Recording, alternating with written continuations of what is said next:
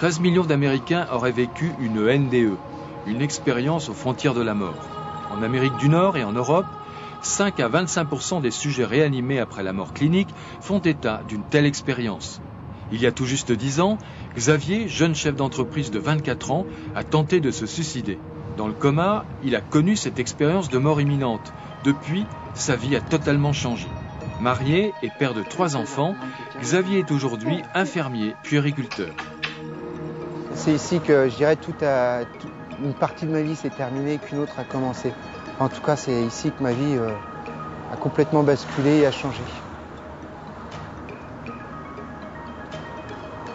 La première sensation qu'il y a eu, c'est cette sensation de tomber, mais une vitesse très vite. J'ai envie de dire la vitesse de la lumière, mais ça donne rien comme repère, mais c'est vraiment cette sensation d'aller très vite. Je me voyais au-dessus de mon corps, je le voyais de côté, de profil, et en même temps, je voyais tout à 360 degrés. Et dans ce vide-là, j'ai vu un tout petit point blanc. Alors, j'aurais pu m'en moquer de ce petit point blanc, parce que ce vide, ce néant cosmique, était d'une telle perfection que j'aurais pu m'en fiche de ce petit point blanc. Or, je sais pas, je l'ai vu, alors est-ce que c'est le fait de l'avoir vu, ça a attiré mon attention, et est-ce que j'ai été vers ce point blanc, ou est-ce que ce point blanc m'a enveloppé? En tout cas, d'un coup, pareil, comme ça, plus vite qu'un claquement de doigts, je me suis retrouvé dans cette lumière. Cette lumière qui est une lumière très forte, mais qui n'est pas aveuglante, qui est douce, qu'on peut regarder. C'est plus fort qu'un soleil, c'est plus fort qu'un soleil. Mais pourtant, on peut regarder cette lumière. Mais en même temps, cette lumière est vivante. Elle est vivante, elle est pensante, puisque j'ai échangé avec cette lumière. Et ce qui est très particulier aussi à décrire, c'est que tout en étant soi, j'étais conscient de moi. J'avais mon corps. Pas un corps physique comme on a là avec des jambes. Je savais que je sentais bien mon buste, tout ça, quelque chose qui ressemble à ma tête, mes épaules. J'étais en même temps cette lumière, cet univers, cet être pensant que j'ai instantanément, immédiatement assimilé à Dieu. Parce que cette chose-là, même si je l'ai vécue et que je l'ai approchée, ça me dépasse. Et je serais incapable d'expliquer ce que c'est. Hormis que c'est de l'amour. C'est l'amour, c'est de la force, c'est de la vie, c'est de l'énergie. Ce qui a été très curieux, c'est que cette lumière m'a parlé, cet amour m'a parlé, cet être vivant, cet être pensant m'a un peu l'air surpris, mais en même temps avec un sourire étonné. Alors, c'est pas des mots. Et alors, ce qui est très curieux, c'est que ça venait à la fois de cette lumière, de cet amour, et ça venait du fond de moi. Et ça m'a fait dire, tiens, qu'est-ce que tu fais là, toi ? Mais c'est pas ta place, t'as rien à faire ici. Toi. Enfin voilà, c'est cet étonnement-là. Et puis écoute, puisque t'es là, qu'est-ce que t'as à faire voir ? Instantanément, j'ai revu plein de scènes de ma vie.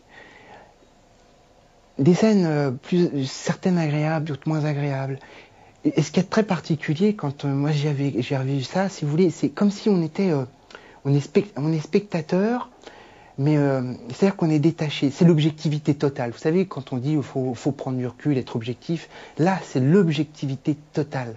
On est dans le ressenti de la scène, c'est-à-dire soit l'autre ou les autres quand il s'agit de plusieurs. C'est-à-dire qu'on ressent à la fois ce que nous on a été et ce qui s'est passé pour l'autre ou les autres. Donc plein de scènes comme ça que j'ai revues de ma vie. Et puis jusqu'à celle-là, la dernière que j'ai revue, où en fait j'ai voulu quand j'ai fait ma tentative de suicide, j'ai surtout aussi compris que ma mort ne m'appartenait pas. Ce n'est pas à moi d'en décider. J'ai compris aussi que c'était plus qu'un cadeau, une grâce qui m'était donnée sur l'instant de ne pas être mort, comme quelque chose de l'ordre d'une deuxième chance. Et moi, je serais bien resté là.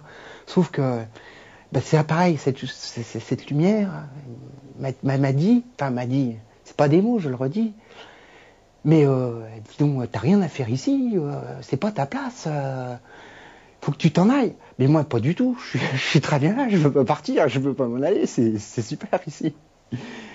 Et en fait, j'ai été traversé comme un faisceau d'énergie, enfin je veux dire une énergie, mais j'ai pas de mots, pour émettre, moi je dis souvent, vous savez, tout l'amour qu'on éprouve pour ses enfants, pour sa conjointe, pour ses parents, pour ses amis, tous les amours qu'on a eu toute notre vie, vous pouvez mettre tout ça dans un sac, le multiplier à la puissance 10 000 milliards, ça restera toujours, pardonnez-moi, que dalle par rapport à l'amour dans lequel moi j'ai baigné. Ça ne veut pas dire que l'amour qu'on a pour les siens, etc., tout au cours de notre vie, c'est rien. Au contraire, c'est très important. Mais par rapport à l'amour dans lequel j'ai baigné, il n'y a pas de comparaison. Il n'y a pas de comparaison.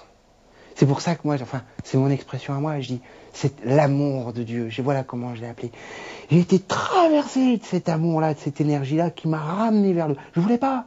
Mais même traversé de cette énergie-là, mon sentiment de je veux pas, il est tombé tout seul parce que j'étais imprégné de cet amour et j'ai envie de dire, j'ai accepté, enfin, je me suis laissé réintégrer mon corps.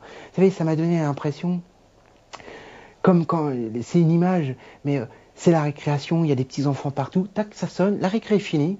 Ah bah c'est sûr, c'est pas rigolo, faut retourner à l'école, mais c'est comme ça, il y a un temps pour tout. Et ben voilà, là j'ai ressenti ça vraiment, une main ferme, mais pleine d'amour, mais ferme et rigoureuse, qui me disait voilà, tu n'as rien à faire là, c'est pas ta place, tu dois retourner. Et j'ai réintégré mon corps comme ça. Et réintégrer son corps, c'est pas rien. Hein, depuis je mesure tout le poids, le sens du mot être incarné. Et oh mon Dieu, combien nous sommes limités, oui. Je la sens, je sens mon corps combien je suis limité. Voilà en fait moi ce que j'ai vécu à ce moment-là.